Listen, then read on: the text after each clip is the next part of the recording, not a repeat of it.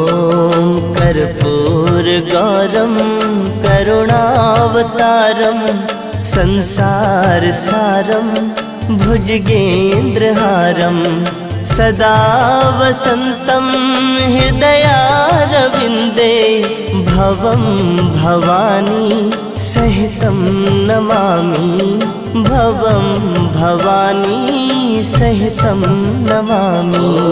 कर्पूरगौरं करुणावतारं संसारसारं